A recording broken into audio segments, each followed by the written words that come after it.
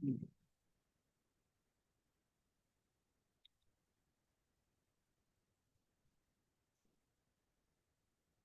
बच्चों in this video will be discussing RTP September 2024 in a very short span of time.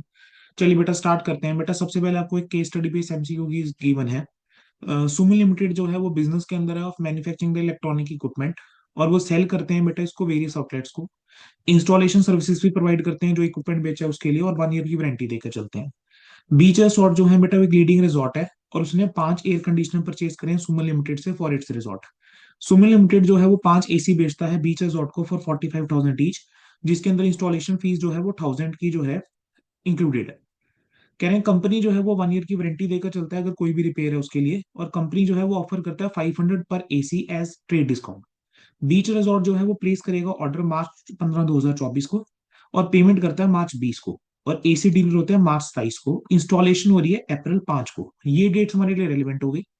Order आया मार्च 15 को, payment हुई मार्च 20 को, और एसी डिलीवर हुए हैं 27 को। इंस्टॉलेशन जो है अप्रैल 5 को।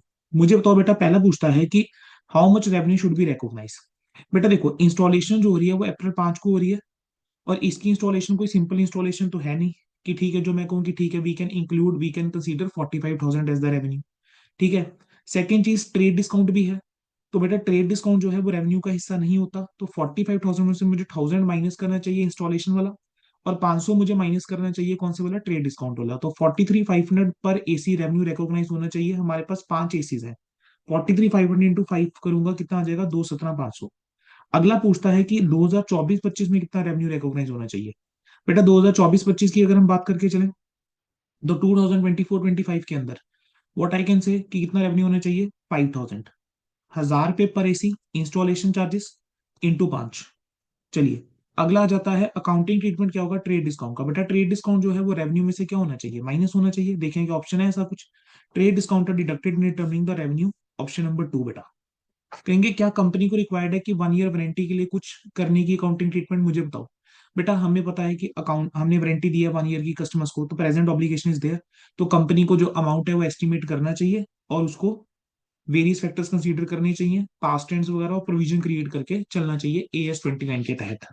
अगला बेटा जनरल एक एमसीक्यू आपको गिवन है। कहेंगे inventories includes material awaiting use in production process, what should be the included. Secondary packaging material required, spare part servicing equipment, stand by equipment, publicity material, primary packaging material which is essential to bring an item of inventory to saleable condition। बताओ बेटा inventory के अंदर क्या आना चाहिए, sir inventory के अंदर primary packaging material आ जाएगा। अगला बेटा applicability of accounting standard. Kirti limited जो है वो बिजनेस ऑफ मैन्युफैक्चरिंग कंपनीज के अंदर है। ड्यूरिंग द ईयर कह रहे हैं कि कंपनी ने 550 कंप्यूटर जो है वो मैन्युफैक्चर करे। कंपनी की पॉलिसी है कि स्टैंडर्ड कॉस्ट के ऊपर फिनिश गुड्स को वैल्यू करके चलते हैं। आपको कॉस्ट पर कंप्यूटर निकालनी है क्लोजिंग स्टॉक पर्पस के लिए। ठीक है जी। देखें जरा बेटा, रॉ मटेरियल जो है बेटा है वो है 400 लैक्स का। सारी फिगर्स लैक्स में है। डायरेक्ट लेबर जो है वो है 250 लाख की। वेरिएबल प्रोडक्शन ओवरहेड का कितना, 150। फिक्स प्रोडक्शन ओवरहेड के अंदर इंटरेस्ट है, और इंटरेस्ट जो है वो कॉस्ट ऑफ इन्वेंट्री का बेटा पार्ट नहीं होता है, तो हमें इंटरेस्ट को लेस करना चाहिए। तो 190 यहां पर लेकर चलना चाहिए। टोटल करेंगे जरा, 400, 250 और 150, ये बन जाता है 990। 990 लाख रुपए जो है बेटा मेरी टोटल कॉस्ट हो गई। और टोटल कंप्यूटर्स कितने हैं, 550। इसको अगर मैं 550 से बेटा डिवाइड करता हूँ, तो मेरे पास कितनी कॉस्ट आ रही है, 990 डिवाइड बाय 550। तो बेटा this is coming out to be 1.8 lakh पर कंप्यूटर। ठीक है। अब यहाँ पर ये बाई चांस हुआ है कि जो स्टैंडर्ड कॉस्ट है वही हमारी यहाँ पर कॉस्ट आकर चल रही है। ठीक है। चलिए बेटा आगे। अब अगला आ जाता है बेटा अकाउंटिंग स्टैंडर्ड 3 के ऊपर सवाल है। पर्स लिमिटेड जो है एक नॉन फाइनेंशियल कंपनी है। नॉन फाइनेंशियल कंपनी है बेटा, ध्यान रखना उस एंगल से सोचनी है सारी चीजें। Loan and advances given to the following and interest earned on them. Supplier को बेटा लोन और एडवांस दिया है, तो क्या ये ऑपरेटिंग एक्टिविटी है, this is operating activity. Employees operating activity. Subsidiaries को दिया है investing activity. Investment made in subsidiary wallet limited and dividend receive. Subsidiary में इन्वेस्टमेंट करिए, उसके ऊपर डिविडेंड मिला है बेटा, कौन सी एक्टिविटी रहेगी, इन्वेस्टिंग एक्टिविटी।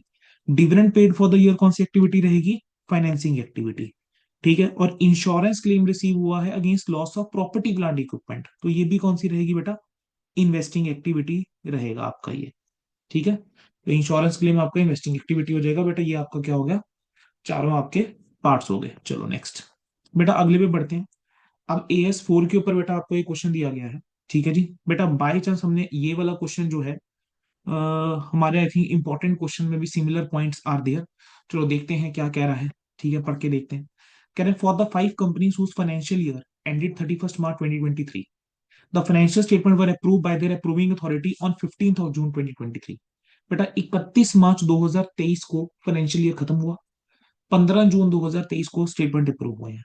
तो जो भी इवेंट्स इसके बीच अक्कर हो रहे हैं, आप जानते हैं वो एडजस्टिंग और नॉन एडजस्टिंग मुझे देखना पड़ेगा, वही मुझे आंसर यहाँ पर कहीं ना कहीं देकर चलना पड़ेगा। ठीक है, तो during 23-24 the following material events took place. A Limited sold a major property which was included in the balance sheet at 1 lakh, for which the contracts have been exchanged on 15th of March. The sale was completed on 15th of May at a price of 2,50,000।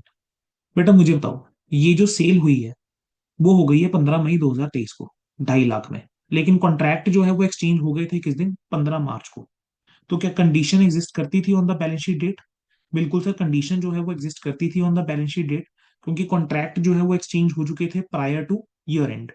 ठीक है, तो यहाँ पर हम क्या, यहाँ पर जो सेल ऑफ प्रॉपर्टी है, क्या मुझे उसको एडजस्टिंग इवेंट ट्रीट करना चाहिए? अगर आंसर है यस, ये आपका क्या है, एडजस्टिंग इवेंट की तरह ट्रीट करा जाएगा, क्योंकि कॉन्ट्रैक्ट जो है वो एक्सचेंज हो चुके थे। तो जो हमारा सेल का इफेक्ट है हमें रेट दिखा के चलना होगा। हमें यहाँ पर जो हमारा प्रॉफिट है 1.5 लाख रुपए का, बेटा यहाँ पर प्रॉफिट जो है हमें रिकॉग्नाइज करके चलना चाहिए, and we should recognise this as an extraordinary item की तरह बेटा हम इसको ट्रीट करके चलेंगे। 30 अप्रैल 2023 को एक 100% सब्सिडरी जो है बी लिमिटेड की, उसने डिविडेंड डिक्लेयर करा है in respect of its own share for the year ended 31 March 2023। बेटा जो डिविडेंड डिक्लेरेशन होता है वो कैसी आइटम होता है? That is an non adjusting item. इसको नॉन एडजस्टमेंट ट्रीट करके नहीं, क्योंकि डिविडेंड जो है देखो डिक्लेयर कब करा गया, 30 अप्रैल को 2023 को, जो कि बैलेंस शीट डेट के बाद है। ठीक है, और कोई कंडीशन एग्जिस्ट नहीं करती थी, कोई भी कंडीशन बच्चे एग्जिस्ट नहीं करती थी। ठीक है, on the balance sheet date declaration of dividend के लिए, तो ये आपका नॉन एडजस्टिंग इवेंट जो है वो बन जाएगा। ठीक है, अगला वो क्या पूछता है, 31 मई, उसने बेटा देखो साथ में हमें पूछा हुआ है इसके अंदर कि आपको रीजन के साथ बताना है कि कैसे फाइनेंशियल स्टेटमेंट के अंदर डील करके चलोगे। अच्छा, ये जो डिविडेंड बेटा हमें मिलेगा, ठीक है, इसको हमें वैसे कब रिकॉग्नाइज करना चाहिए मुझे बताओ? डिविडेंड को हमें रिकॉग्नाइज करना चाहिए जब right to receive dividend establish हो जाता है ना, जब डिक्लेयर्ड होता है तब नहीं। 31 मई 2023 को the mail order activities of C limited a retail trading group were shut down with closure cost amounting to 2.5 million. 31 मई को कह रहे हैं कि जो मेल एक्टिविटीज हैं सी लिमिटेड, ये कंपनी है C limited, retail trading group है, वो शट डाउन हो गया और क्लोजर की कॉस्ट कितनी लगी, 2.5 मिलियन।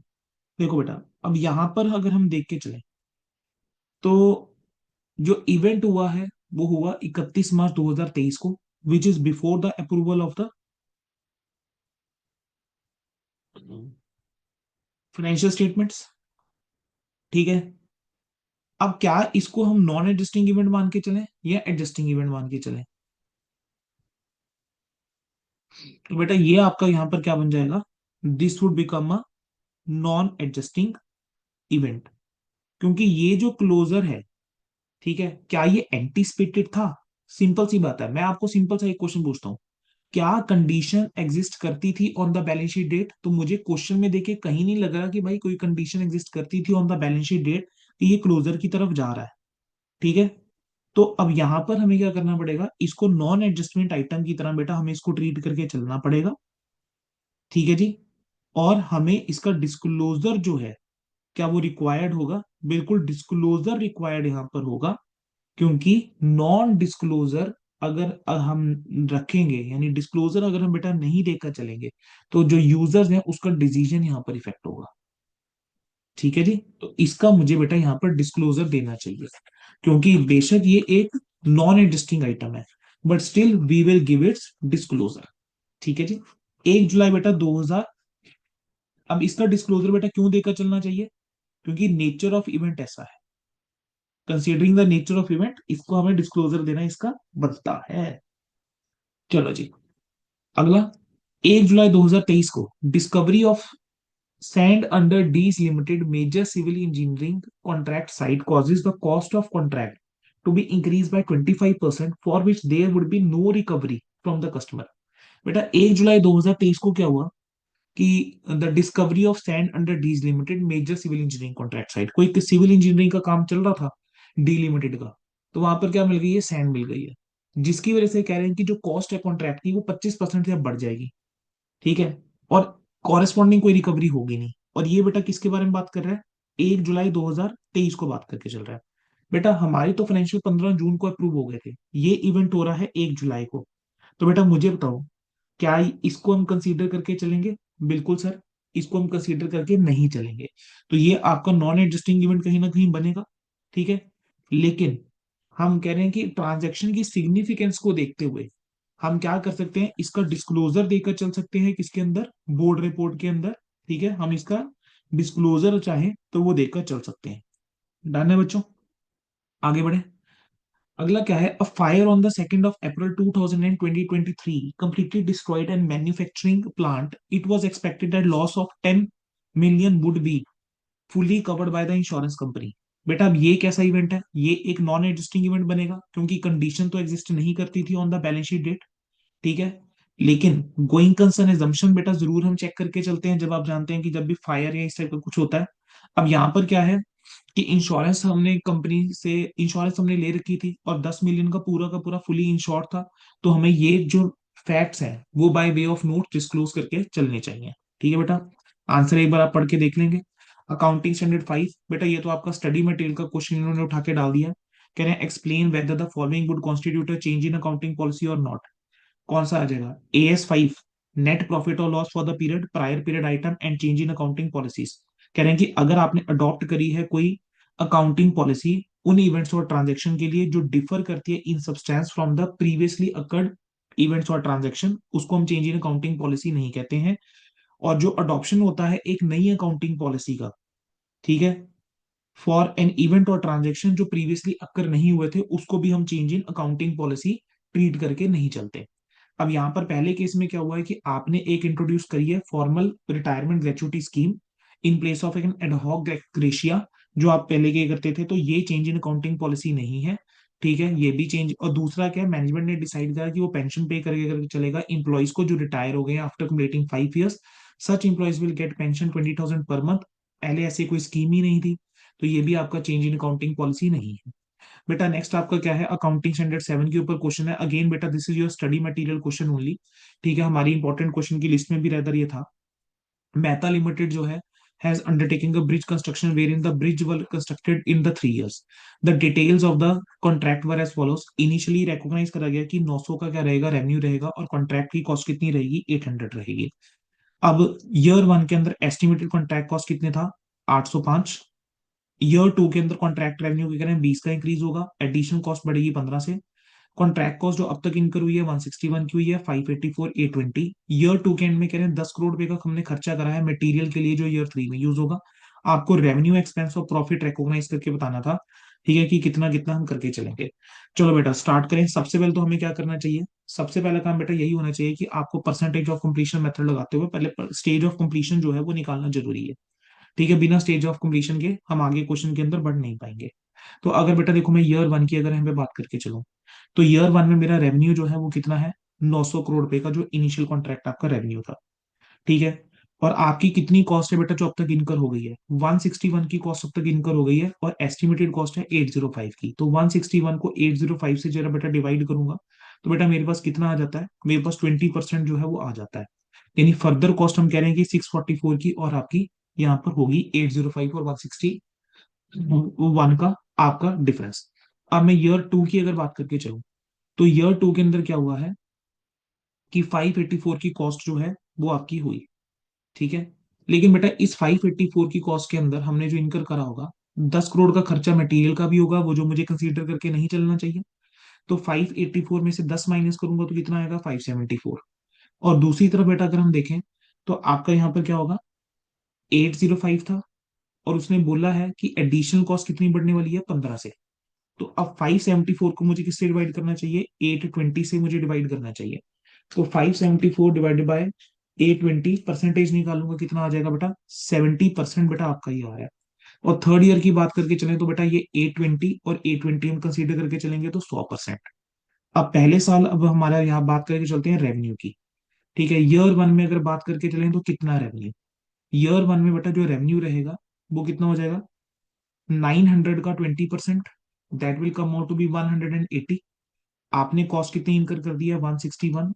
तो पहले साल आपका प्रॉफिट कितना हो जाएगा बेटा? 19 का हो जाएगा। ईयर टू की बात करके चले तो 900 का 70%। ठीक है, लेकिन रेवेन्यू भी तो इंक्रीज हो गया इस साल, कितने से? 20 से। तो 920 का 70%, 920 का 70% निकालूंगा, 644। 644 जो है वो रेवेन्यू रिकॉग्नाइज होना चाहिए, लेकिन अब तक 180 का रेवेन्यू रिकॉग्नाइज हम कर चुके हैं, वो लेस करोगे तो करंट ईयर में कितना रेवेन्यू रिकॉग्नाइज होगा? 464 का रेवेन्यू रिकॉग्नाइज करके चलेंगे। अब इसमें से माइनस क्या करके चलोगे? कॉस्ट। टोटल कॉस्ट जो है वो है 574 अब तक की, लेकिन फर्स्ट ईयर के अंदर जो है ऑलरेडी 161 की कॉस्ट हम रिकॉग्नाइज कर चुके हैं, तो डिफरेंस जो आ रहा है 413 का, ये माइनस करूंगा मैं। This is your current year cost, 464 minus 413, बेटा ये आपका आ जाएगा 51। ठीक है, 1951। और ईयर थ्री के अंदर बेटा क्या होगा? ईयर थ्री की अगर हम बात करके चलें तो इसके अंदर आपकी कॉन्ट्रैक्ट कॉस्ट जो अप टू डेट है वो है 820 की। तो वो तो 820 में से आप जानते हैं कितना माइनस करना पड़ेगा? 574। डिफरेंस कितने का आ रहा है बेटा? 246 का। रेवेन्यू कितना? 920। 920 का बेटा कितना परसेंट है? 920 का 100% बेटा आप कैलकुलेट करके चलोगे। ठीक है, 920 का 100% यानी 920 ही होगा। अब 920 में से क्या माइनस करना पड़ेगा? जितना रेवेन्यू अब तक रिकॉग्नाइज कर लिया था, विच वॉज 644। तो 644 लेस करो, 920 माइनस 644 लेस करेंगे, ये आ जाएगा 276। 276 में और 246 का डिफरेंस कितना बेटा? 30। तो ये आपका क्या हो जाएगा बेटा? तीसरे साल का आ जाएगा प्रॉफिट। ठीक है, तो रेवेन्यू, एक्सपेंस और प्रॉफिट की हमने एक स्टेटमेंट बना दी। ठीक है, फॉर्मेट बेटा एक बार आप थोड़ा सा देख लेंगे, अदरवाइज हम this is something which we have already done. अगला उसने देखो मुझसे हमसे क्वेश्चन क्या पूछा है, कह रहे हैं when will the revenue be recognise in case of the inter divisional transfer. कह रहे हैं इंटर डिविजनल ट्रांसफर के केस में, ठीक है, कि रेवेन्यू जो है वो कब रिकॉग्नाइज करके चलना चाहिए। चलिए बेटा, तो बेटा ये वाली जो चीज है ना, इन्होंने कहां से उठाई है? देखो बेटा, आपका जो अकाउंटिंग स्टैंडर्ड बोर्ड है बेटा, उसने ना एक क्लैरिफिकेशन निकाली थी। ठीक है, ये वाला क्वेश्चन देख लेंगे ना, this question is also a different question, unique question जो है बेटा, ये आप कह सकते हो लेकर आए हैं। This is something which was not covered in our class notes. ठीक है, लेकिन बेयर टेक्स्ट के अंदर अगर आप जाकर देखेंगे, अकाउंटिंग स्टैंडर्ड बोर्ड के अनाउंसमेंट्स के अंदर आप जाकर देखेंगे तो बेटा आपको वहां जाकर चीजें मिल जाएंगी ये। ठीक है, एक बार सुन लेंगे, मोर देन सफिशियंट है, एमसीक्यू के लिए काम आ सकता है। बेटा जो आपका अकाउंटिंग स्टैंडर्ड बोर्ड है, उसने क्लैरिफिकेशन दी थी कि जो आपके इंटर डिविजनल ट्रांसफर्स रहते हैं या इंटर डिविजन सेल रहती है, यानी दो डिविजन हैं या एक डिवीजन ने दूसरी डिवीजन को सेल करी, तो कह रहे हैं वो आपका रेवेन्यू नहीं होता। ठीक है, क्योंकि कह रहे हैं कि इंटर डिविजनल ट्रांसफर के केस में जो रिस्क और रिवॉर्ड होता है ना, वो किसका रहता है? वो एंटरप्राइज का ही रहता है। और अगर आप एंटरप्राइज के एंगल से सोच के देखो तो कोई कंसिडरेशन भी नहीं मिल रही। और रेवेन्यू रिकॉग्निशन के जो क्राइटेरिया की भी अगर हम बात करके चलें, वो भी फुलफिल नहीं होते हैं। तो इस वजह से कह रहे हैं कि इंटर डिविजनल ट्रांसफर के अंदर कोई भी रेवेन्यू जो है वो रिकॉग्नाइज नहीं करेंगे। चलिए बेटा, अकाउंटिंग स्टैंडर्ड 11 के ऊपर बेटा अब अगला सवाल है। क्या है अकाउंटिंग स्टैंडर्ड 11 के ऊपर सवाल? चलो देख लेते हैं। कह रहे हैं अल्फा लिमिटेड ने एक item of property plant equipment purchase करी है US $50 में, and the same was fully financed by the foreign currency loan, repayment in 5 equal instalment annually. बेटा 1 अप्रैल 2023 को हमने क्या करा है? 50 लाख रुपए का एक प्रॉपर्टी प्लांट इक्विपमेंट जो है वो परचेज करा। ठीक है जी, कह रहे हैं same was fully finance by loan, और लोन भी लिया इसके बदले में। 31 मार्च 24 को पहली इंस्टॉलमेंट पे करी। ठीक है, तब US डॉलर का रेट क्या था? 62। ओके, यहां पर रेट कितने का था? 60 का रेट था। 31 मार्च 24 को बेटा जब पहली इंस्टॉलमेंट पे करी, तब 62 का रेट था। कह रहे हैं जो एंटायर लॉस था was included in the cost of good sold. जितना भी लॉस हुआ एक्सचेंज के ऊपर, कह रहे हैं वो अपने कॉस्ट ऑफ गुड सोल्ड में हमने इंक्लूड करा। अल्फा लिमिटेड जो है नॉर्मली डेप्रिसिएशन प्रोवाइड करता है प्रॉपर्टी प्लांट इक्विपमेंट कैटेगरी पर 20% की, और एक्सरसाइज करता है तो option to adjust the cost of asset for exchange difference arising out of loan restatement and payment. कह रहे हैं क्या करते हैं ये, कि अल्फा लिमिटेड जो है वो नॉर्मली डेप्रिसिएशन प्रोवाइड करके चलता है पीपीई के ऊपर 20% बेसिस के ऊपर डब्ल्यूडीबी, और एक्सरसाइज करता है ऑप्शन की जो एक्सचेंज डिफरेंस होगा rising out of loan restatement और यहाँ पेमेंट, उसको कॉस्ट ऑफ एसेट में से एडजस्ट करेगा। कहते हैं आप एक्सचेंज लॉस बताओ और ट्रीटमेंट बताओ। चलिए बेटा पहले तो हम बात करके चले। $50 लाख का लोन था 60 रुपीज के हिसाब से। अगर मैं इसको रुपीज में निकालता हूं तो इनिशियल रिकॉग्निशन के हिसाब से 3,000 लाख के ऊपर आपको क्या करना चाहिए, इसको रिकॉग्नाइज करके चलना चाहिए। अब हमने क्या करा सर, हमने जो है इक्वल इंस्टॉलमेंट में हम पेमेंट करके चलते हैं, और वो भी 5। तो हमने यहाँ पर 10 लाख रुपए की पेमेंट कर दी होगी। अगर यहाँ पर बेटा मैंने $10 लाख की जो है अगर यहाँ पर मैंने पेमेंट कर दी होगी, तो मेरा जो लोन रह जाएगा यहाँ पर वो सिर्फ रह जाएगा 40 लाख रुपए का। और इस 40 लाख के लोन को अगर मैं 62 से मल्टीप्लाई करूं बेटा, तो मेरे पास जो आ जाएगा वो कितना अमाउंट आ जाएगा, या मैं ऐसा बोलूं कि इस 40 लैक्स के ऊपर 60 से 62 अगर रेट हो गया, तो मेरे को 2 पर डॉलर का क्या हो रहा है, नुकसान हो रहा है। तो मेरा यहाँ पर लॉस जो हो गया वो कितने का हो गया बेटा, 80 लाख रुपीज का आपका यहाँ पर लॉस आपका हो चुका हुआ है। ठीक है। तो बेटा ये जो 80 लाख रुपीज का आपका नुकसान हुआ है, ये आपका आ जाएगा। ये बोलो बेटा यहाँ तक क्लियर होता है। ठीक है जी।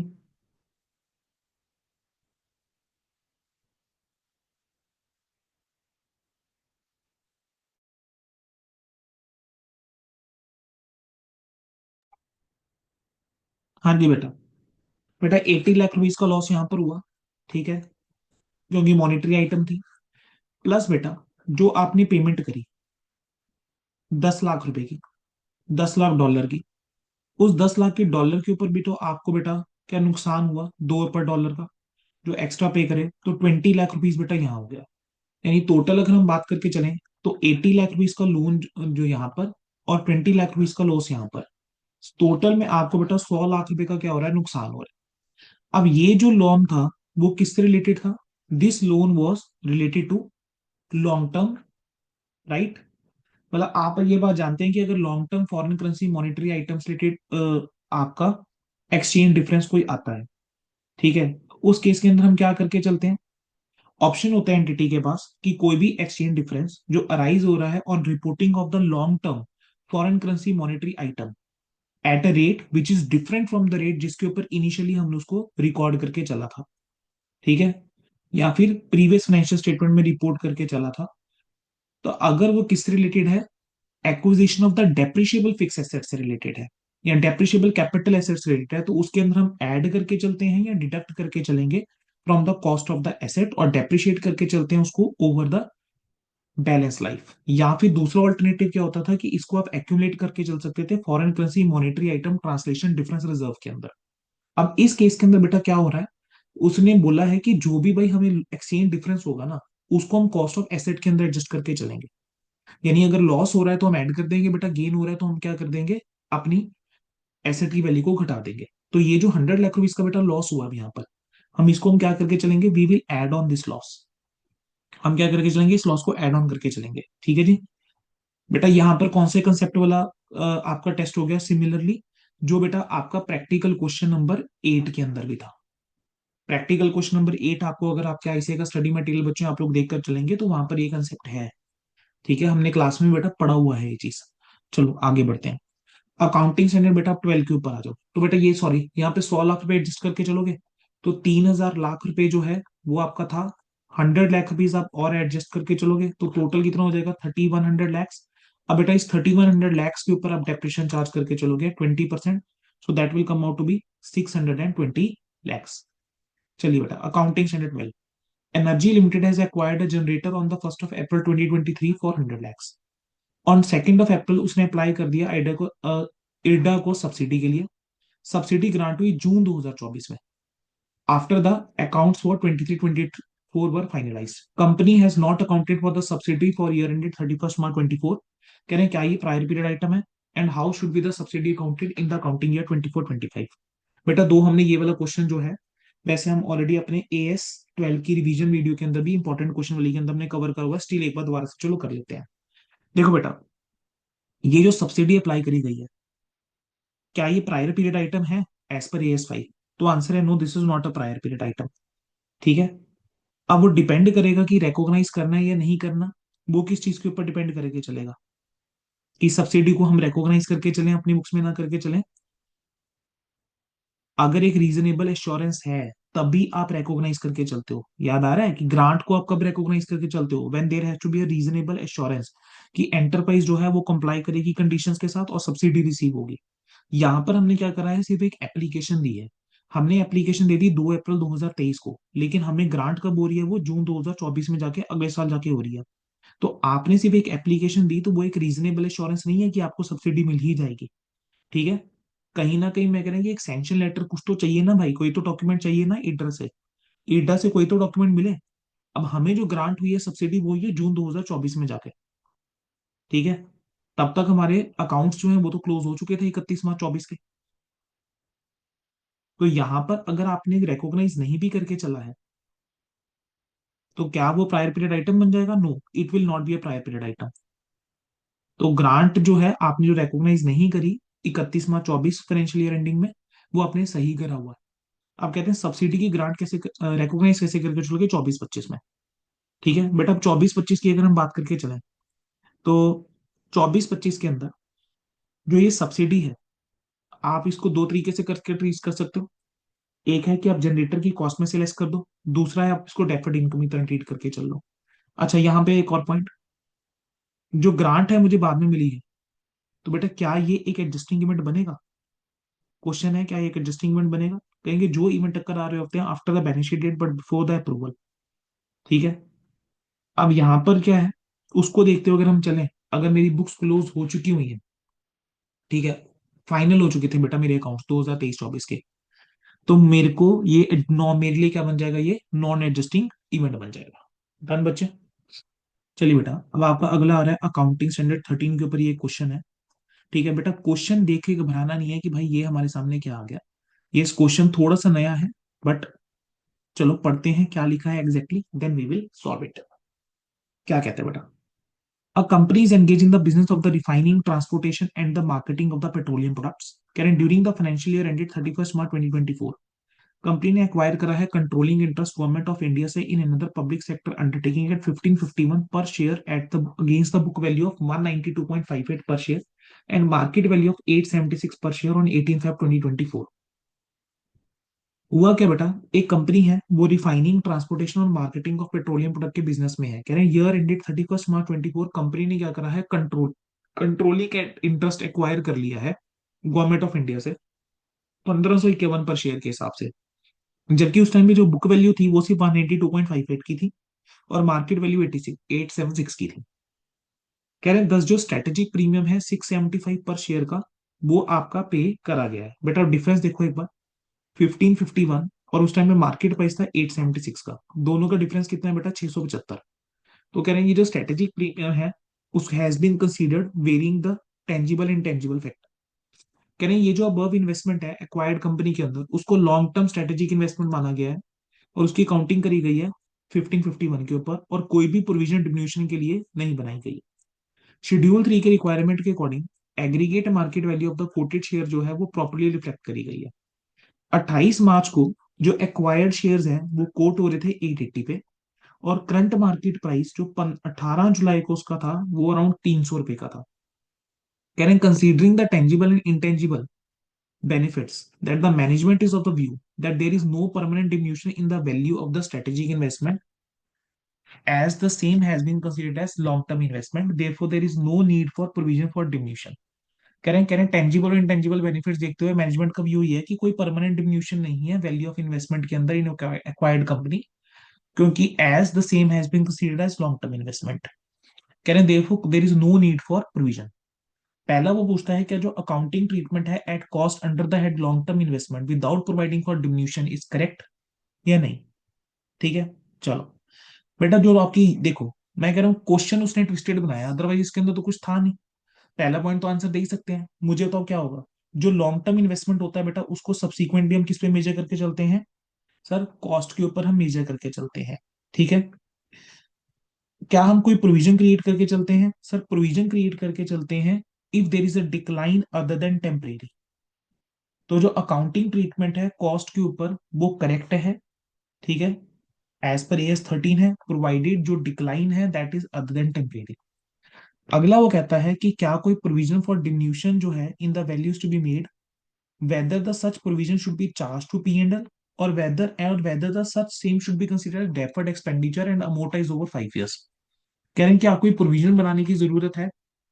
ठीक है। If any provision is for diminution is value to be made, कह रहे हैं अगर कोई प्रोविजन बना के चलना है डिम्यूशन इन वैल्यू का, तो क्या वो प्रोविजन P&L में चार्ज करके चलोगे, या उसको आप डेफर्ड एक्सपेंडिचर की तरह ट्रीट करके चलोगे? Whether it is open for the company की वो चेंज ऑफ कर चार्ज ऑफ कर सकती है diminution in the value, diminution in the value in the books of account instead of provision creation. ठीक है। तो देखो बेटा, जो आप प्रोविजन क्रिएट करके चलोगे वो चार्ज होनी चाहिए P&L के अंदर। ठीक है। अब ये जो डिम्यूशन हुई है, कह रहे ना तो देखो बेटा इसको आप डेफर्ड रेवेन्यू एक्सपेंडिचर की तरह लेके चलोगे, ना ही आप इसको राइट ऑफ करके चलोगे स्टेटमेंट ऑफ P&L में, जैसा ही कहना चाह रहे हैं। तो आप डिम्यूशन जो है बेटा उसको चार्ज करके चलोगे अपना प्रॉफिट एंड लॉस के अंदर।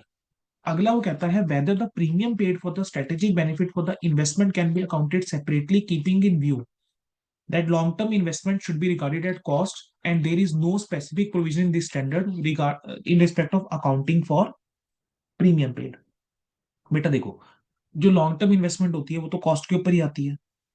अब ये जो आपने एक्स्ट्रा अमाउंट दिया है ओवर द मार्केट प्राइस, ठीक है, वो भी आपका कॉस्ट का ही पार्ट करा जाएगा, माना जाएगा, उसको सेपरेटली ट्रीट करके नहीं चलेंगे।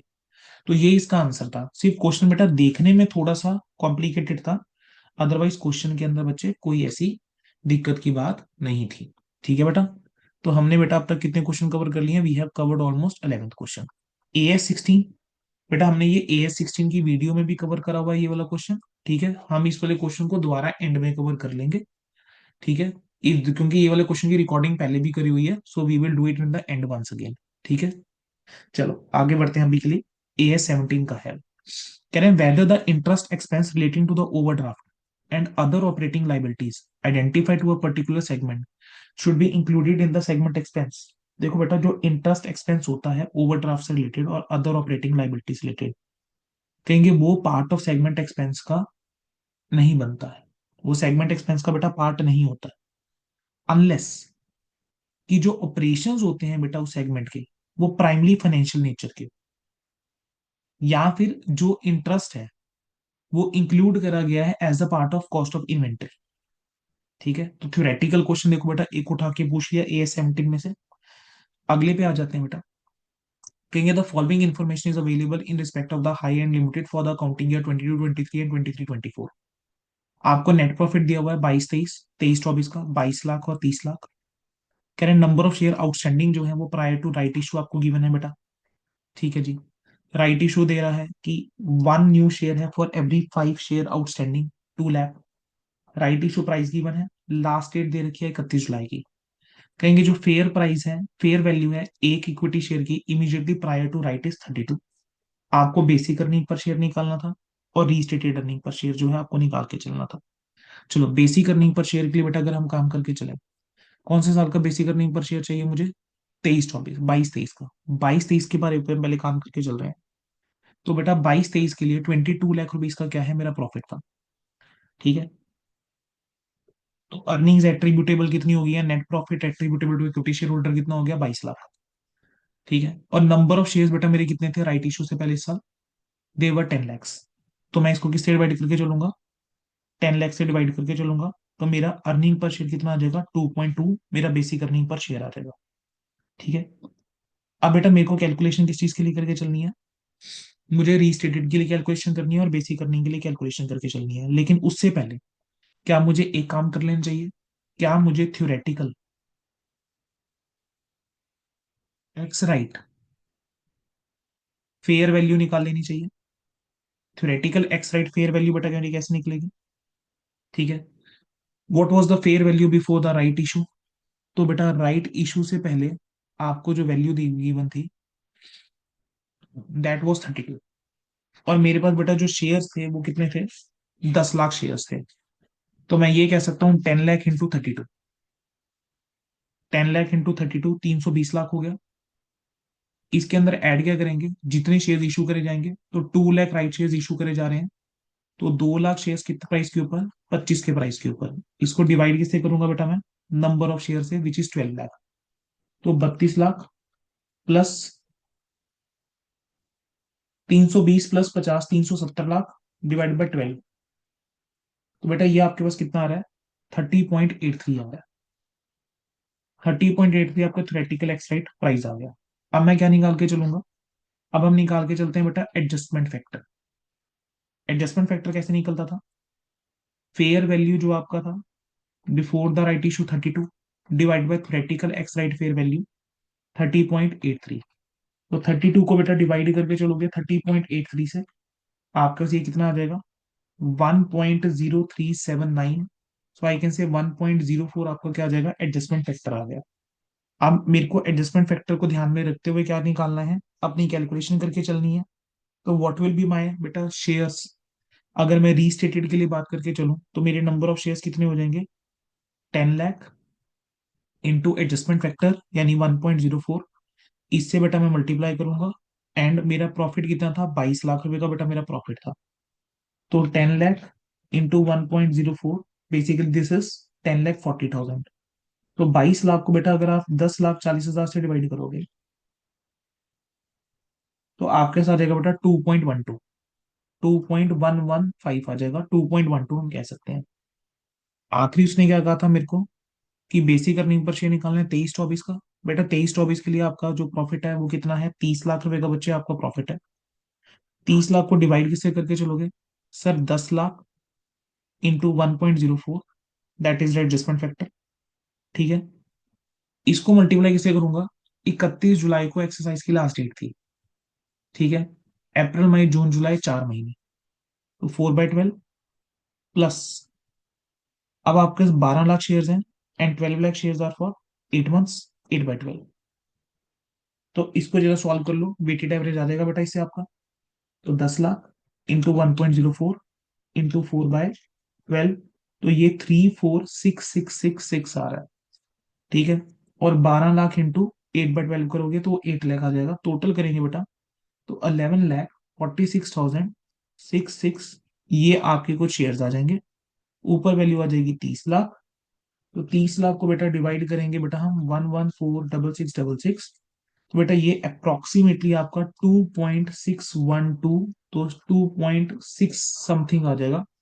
ठीक है, अब 2.612 आ रहा है। देखिए जरा इसका आंसर एक बार बेटा देख लेते हैं।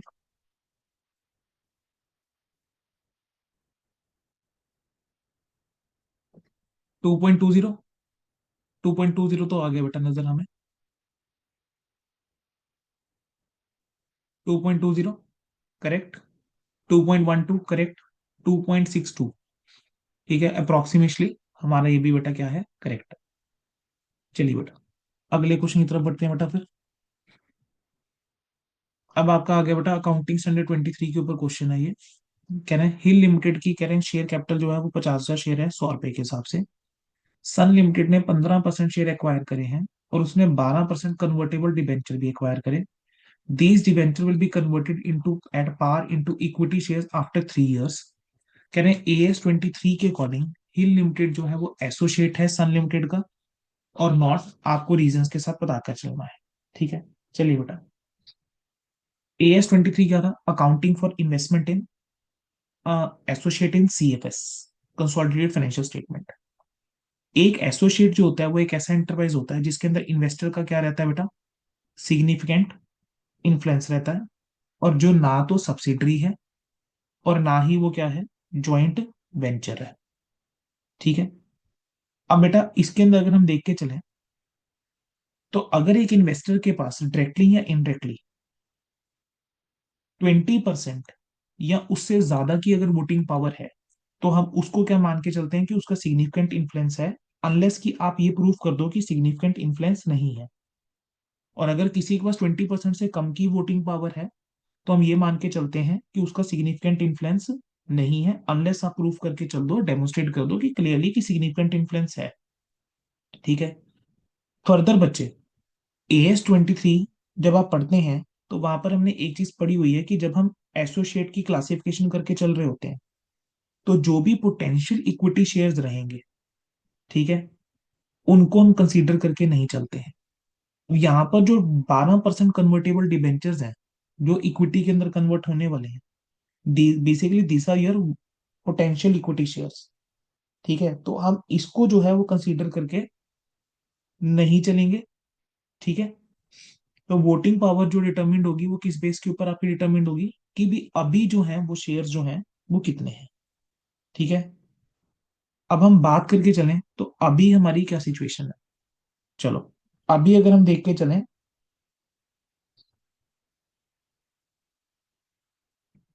तो हमारे पास 15% शेयर्स जो हैं वो है 15% शेयर्स 50,000 इंटू 100। टोटल शेयर्स जो हैं वो कितने के हैं? 50 लाख रुपए के। उसमें 15% अगर हमारे पास है तो हमारे पास 7.5 लाख रुपए के टेक बटा क्या है, शेयर्स हैं हमारे पास। अब हो क्या रहा है, उसने 5,000 डिबेंचर्स भी एक्वायर करे हुए हैं और ये डिबेंचर्स जो है वो कन्वर्ट होंगे 3 साल बाद। अब 3 साल बाद बेटा ये जो है वो कन्वर्ट होंगे। तो अगर मैं बात करके चलूं 3 इयर्स बाद मेरे पास कितने शेयर्स और मिल जाएंगे मुझे? 5,000 इंटू 100, तो 5 लाख रुपए के शेयर मुझे और मिल जाएंगे। टोटल मेरे पास जो हो जाएगा इक्विटी कितनी हो जाएगी? 12.5 लाख रुपए की। और वैसे हमारी इक्विटी शेयर कैपिटल कितनी हो जाएंगे? 50 लाख की अभी है शेयर कैपिटल, 5 लाख ये जुड़ेगा तो 55 लाख बेटा ये हो जाएगा। ठीक है। अब यहां पर अगर हम बात करके चलें, जो करंटली है दैट इज ओनली 15%। अब जब ये कन्वर्ट होंगे डिबेंचर शेयर्स के अंदर तब हमारे पास 12.5 लाख रुपए के शेयर्स होंगे। ठीक है। तो 12.5 लाख को अगर आप डिवाइड करते हो बेटा किससे? 55 लाख रुपए से, आपके पास कितना रेशो आ रहा है बताना जरा। 12.5 lakh divide by 55 lakh, this comes out to be 22.7 approx.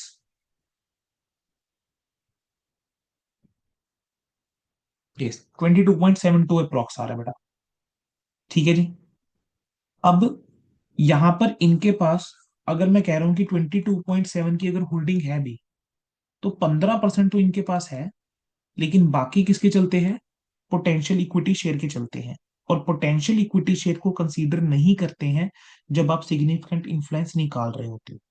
तो इस वजह से हिल लिमिटेड जो है वो एसोसिएट नहीं होगा सन लिमिटेड का। तो बेटा दिस इज हाउ बेटा you will present this answer. चलिए बेटा, इसके बाद बेटा नेक्स्ट क्या है? AS24। बेटा देखो ये तो आपका एक रिपीटेड सा क्वेश्चन है।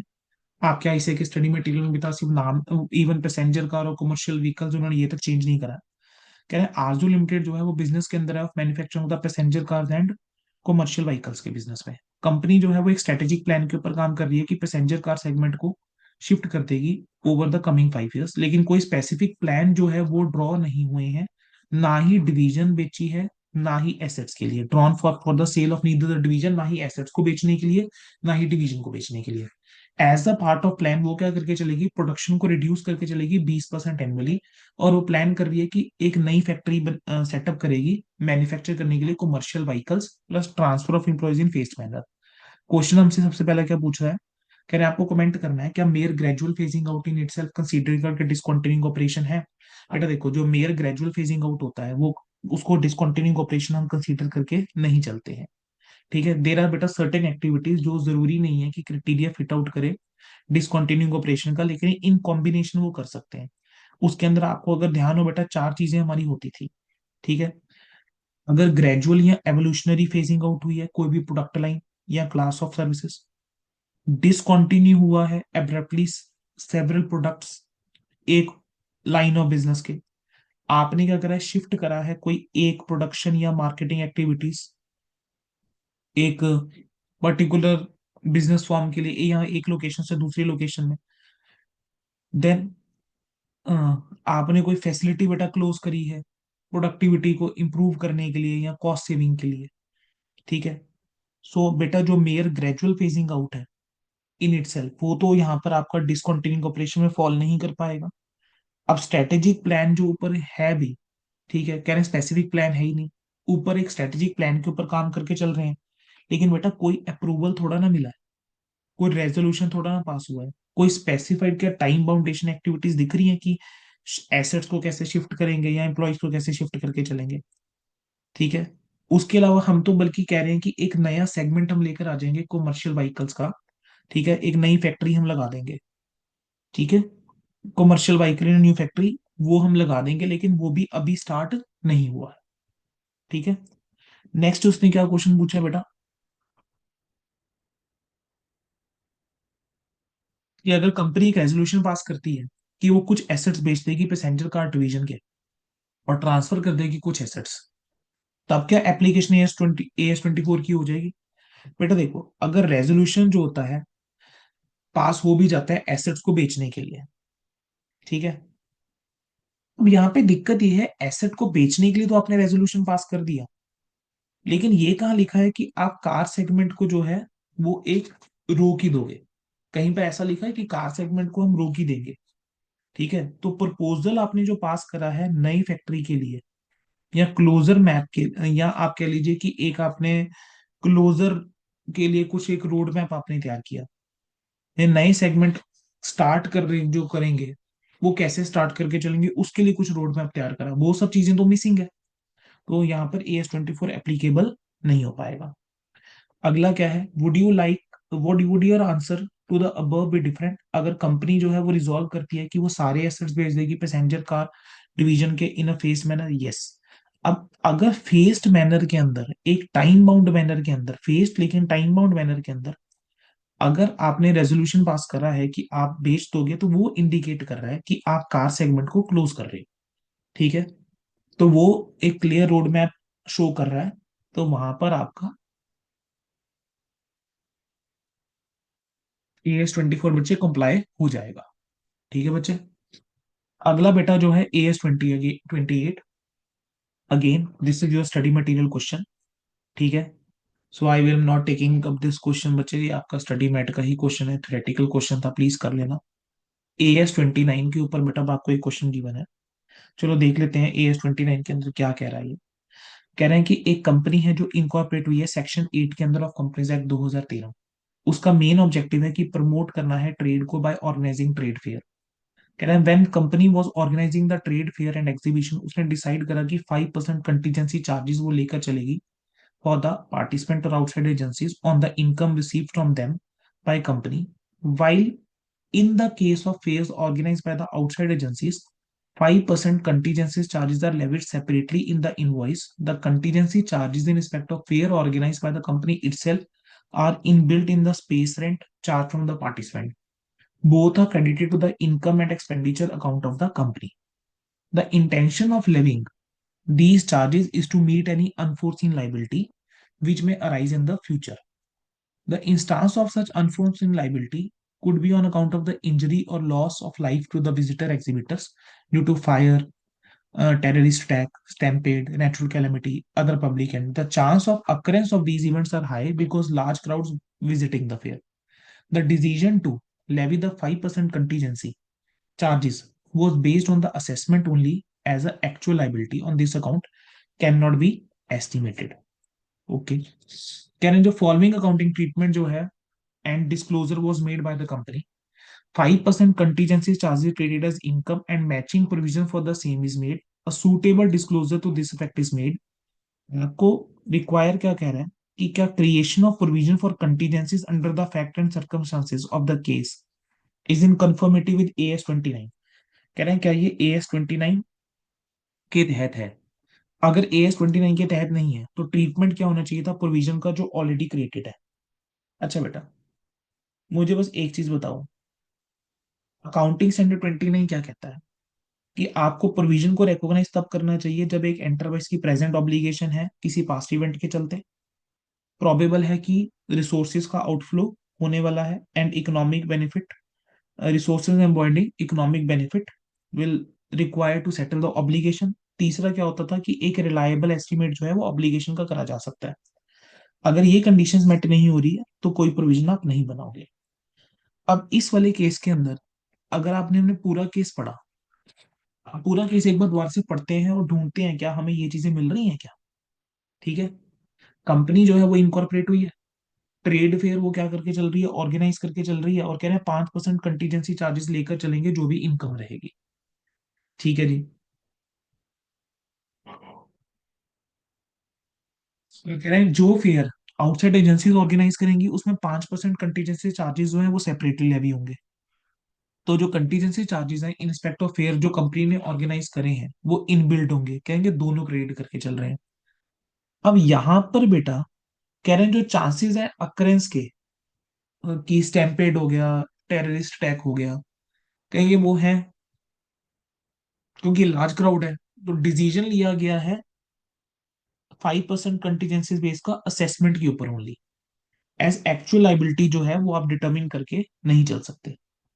तो देखो बेटा यहाँ पर जो कंटीजेंसी कंपनी कंसीडर करके चल रही है, कोई पास्ट इवेंट हुआ है नहीं, तो कोई present obligation as a result of देखो पास्ट इवेंट नहीं है, और जितनी ऑब्लिगेशन है ना ही हम उसका कोई एस्टिमेशन लगा सकते हैं। तो क्या यहाँ पे प्रोविजन जो है वो रिकॉग्नाइज होनी चाहिए थी, तो प्रोविजन रिकॉग्नाइज नहीं होनी चाहिए थी। अगला हमारा क्या है, कह रहे हैं अगर आंसर आपका नो है तो ट्रीटमेंट क्या होना चाहिए।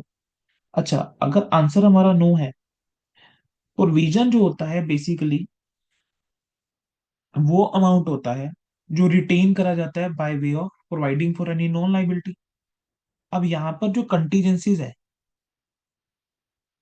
जो कंपनी चाह रही है वो तो हमें पता नहीं है at the balance sheet date, तो हम प्रोविजन जो है इस क्रिएट नहीं कर सकते इस मैटर में। तो जो अब इन्होंने प्रोविजन क्रिएट कर दी है उसको हम रिजर्व की तरह ट्रीट कर लेंगे। ठीक है। तो ये वाला क्वेश्चन बेटा एक बार रीड कर लेना, भी आप लोगों का कवर हो जाएगा। अगला, purpose limited resort to buy back 4 lakh equity shares of 10 each at 22।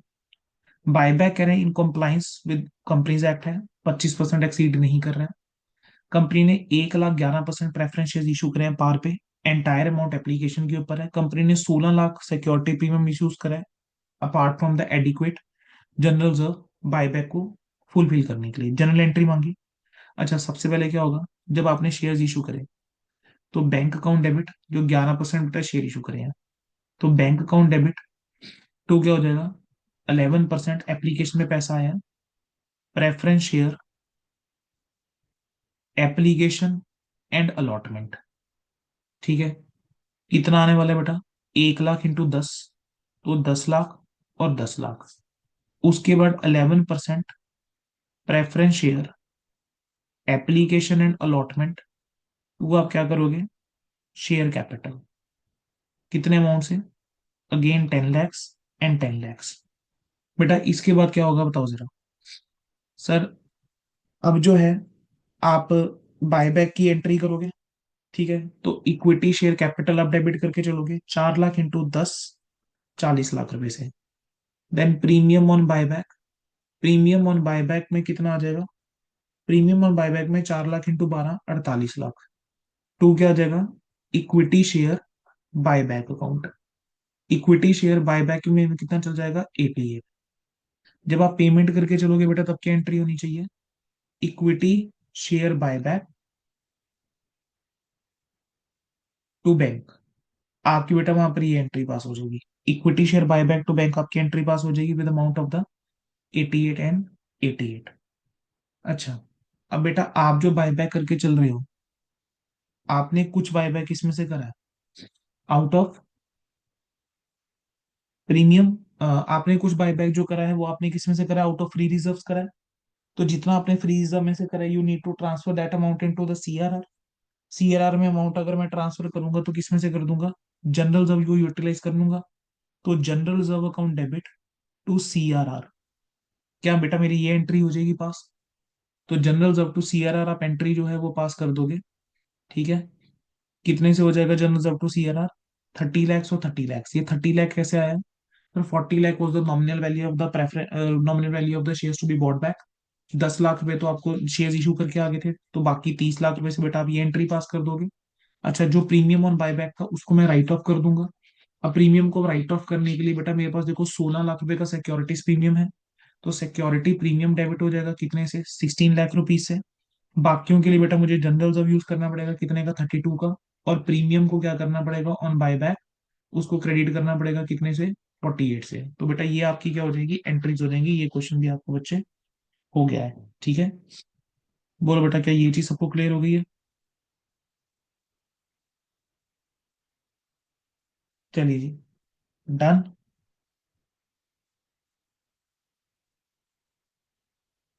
अब आगे बढ़ते हैं, ब्रांच अकाउंटिंग के ऊपर क्वेश्चन है ये। चलिए देखेंगे branch accounting. From the following particulars relating to the Pune branch for the year ending 31 December prepare the branch account. आपको बेटा डेटर मेथड पूछ लिया। स्टॉक एट ब्रांच दिया हुआ है 10,000 रुपए का। बोलो क्या करोगे। ओपनिंग बैलेंस आ जाएगा, टू ब्रांच एसेट्स, स्टॉक में चल जाएगा 10,000, डेटर्स में चला जाएगा 4,000। चलो,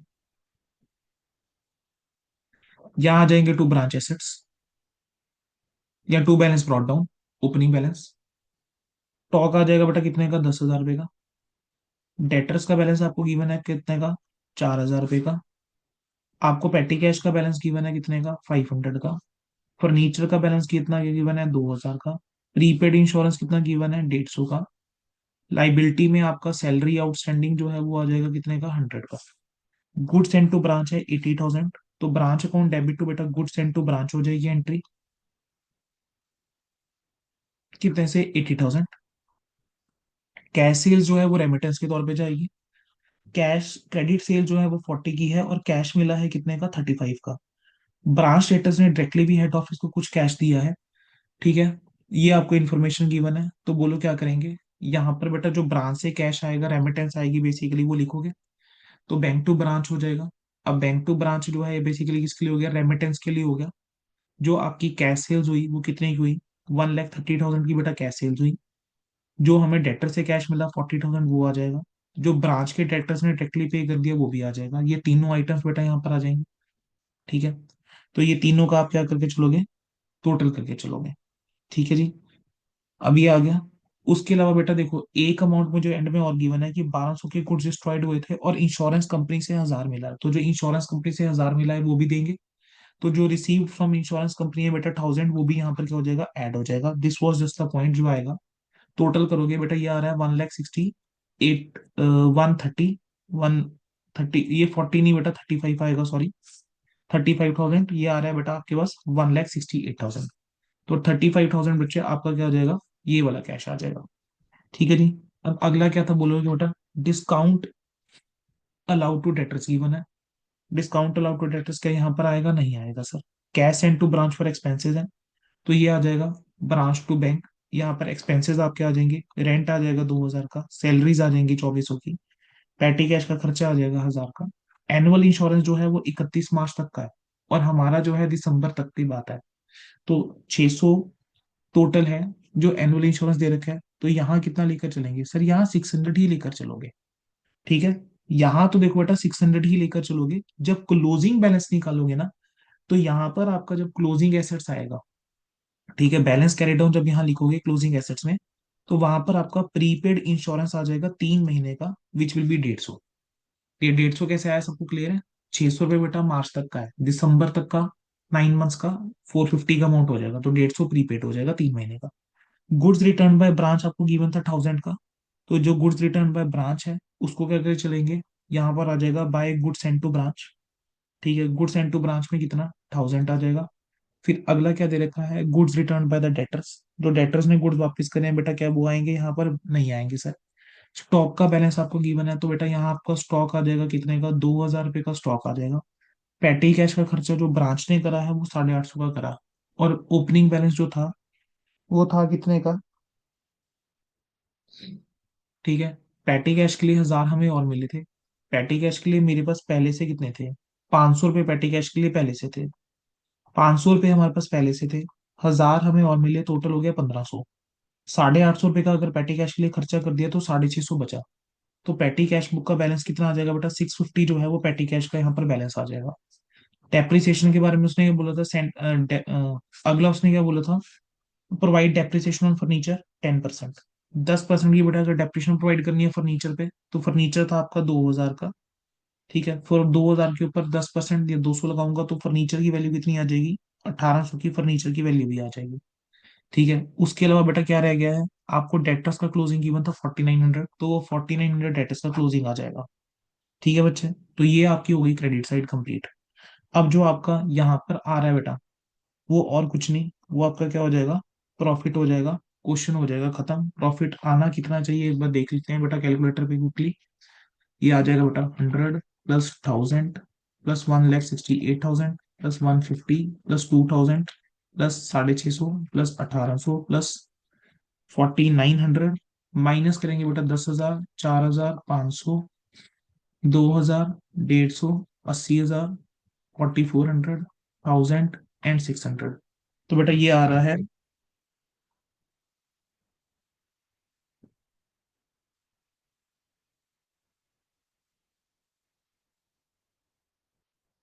7,5,950। चेक कर लेते हैं बेटा एक बार कितना आना चाहिए।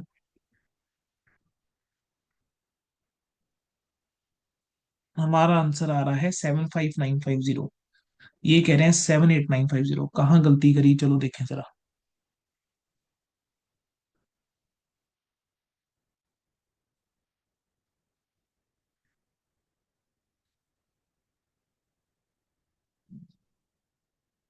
अच्छा, यहाँ पर हम गलती कर गए। स्टॉक का अमाउंट गलत लिख गए हैं, ये 5,000 होना चाहिए, तो ये कितना आ जाएगा? 7,8,950। तो आंसर शुड बी बेटा 7,8,950, ये आ गया हमारा। तो बेटा हमने सारे क्वेश्चन करनी है। Only one question left for this. कौन सा क्वेश्चन बचा है? एक ये आपका AS16 है। बेटा ये क्वेश्चन बस एक रह गया है। ठीक है, चलो अब इसको डिस्कस करेंगे।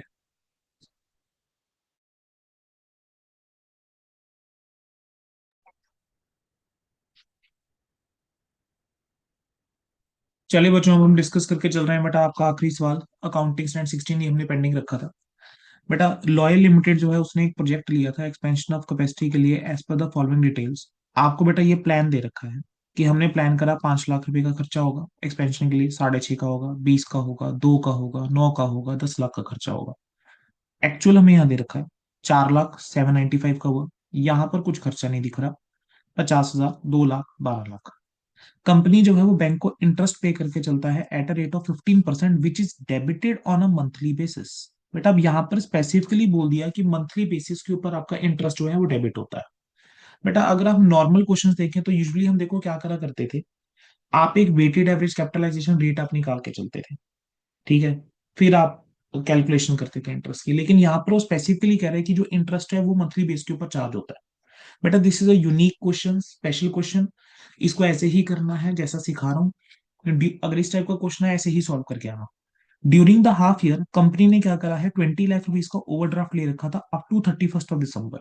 हम कह रहे हैं कि 20 लाख तक का ओवरड्राफ्ट है हमारे पास फैसिलिटी। ठीक है, कब तक? 31 दिसंबर तक। जनवरी में सरप्लस कैश हो गया। फिर हमने 14 लाख तक का ओवरड्राफ्ट लिया हुआ है 1 फेब से, and then 30 lakh from 1 March. Company कह रही है कि स्ट्राइक होगी during December and hence could not continue the work during the set period.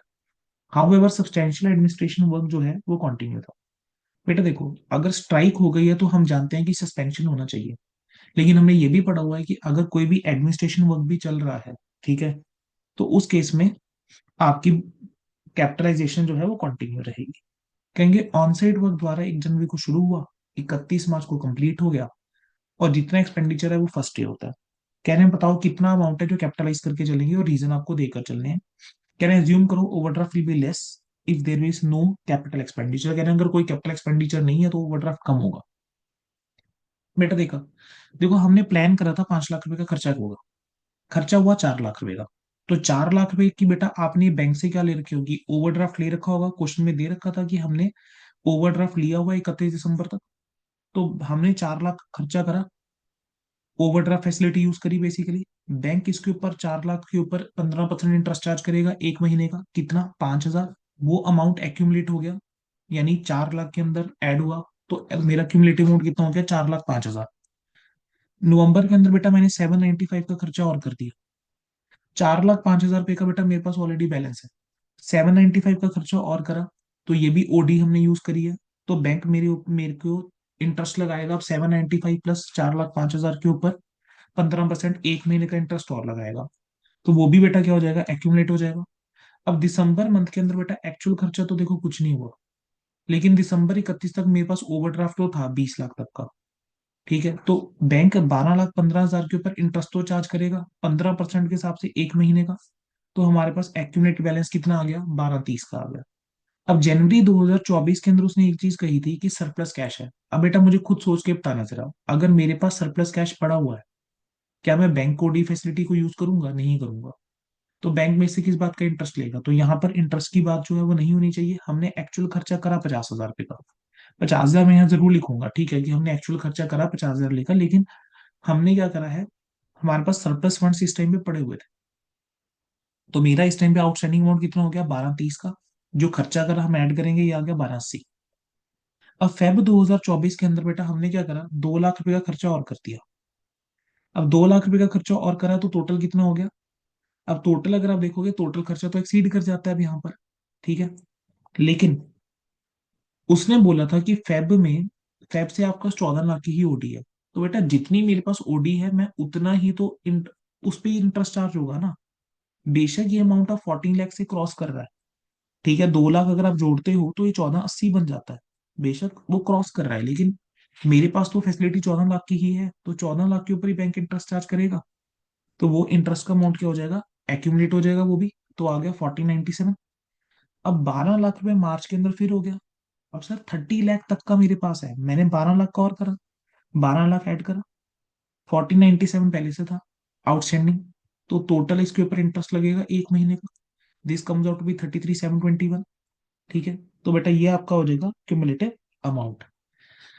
ठीक है बेटा, अब यहाँ पर जो पॉइंट ध्यान में रख रहे, तो बोला था कि जनवरी मंथ के अंदर कंपनी ने कोई भी इंटरेस्ट क्यों नहीं इनकर करा है, क्योंकि सरप्लस कैश पड़ा हुआ था। ठीक है, तो कोई अमाउंट वहां पर कैपिटलाइज नहीं होगा। और दूसरा, फेब मंथ के अंदर जो हमारा एक्चुअल ओवरड्राफ्ट है वो सिर्फ 14 लाख है। तो इंटरेस्ट हम सिर्फ 14 लाख के ऊपर लगा के चलेंगे, इवन एक्चुअल खर्चा जो है वो 14 लाख हमारा क्रॉस करके चल रहा है। सो बेटा ये एक यूनिक क्वेश्चन है, आपको इसको इसी तरीके से तैयार करना है। ठीक है, एंड ये क्वेश्चन आप मान के चल सकते हो इंपॉर्टेंट की कैटेगरी में फॉलो कर जाता है। ठीक है जी।